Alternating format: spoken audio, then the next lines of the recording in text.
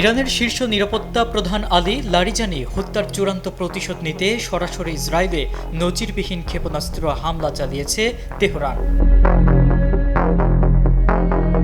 বুধবার দেশটির শক্তিশালী সামরিক বাহিনী আইআরজিসি এক বিবৃতিতে এই হামলার দায় স্বীকার করেছে।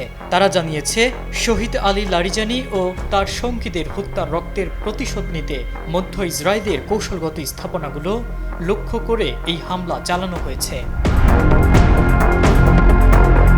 এর আগে ইরানের সেনাপ্রধান আমির হাতামি এক কঠোর বিবৃতিতে লারিজানি হত্যাকাণ্ডের প্রতিক্রিয়া চূড়ান্ত অনুশোচনাযোগ্য হবে বলে হুঁশিয়ারি দেন।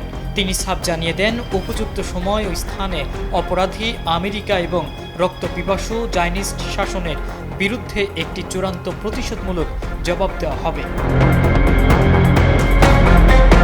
কাতার ভিত্তিক সংবাদ মাধ্যম আল জাজিরার তথ্য মতে ইরানের এই হামলার মধ্যে ইসরায়েলে অন্তত 2 জন নিহত হয়েছেন।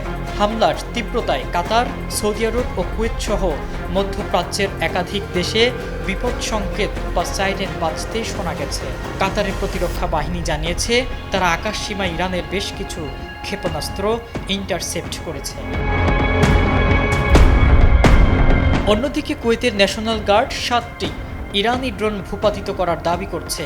একই সময়ে লেবাননের রাজধানী বৈরুতেও ইসরায়েলি বাহিনীর তীব্র বিমান হামলা অব্যাহত রয়েছে।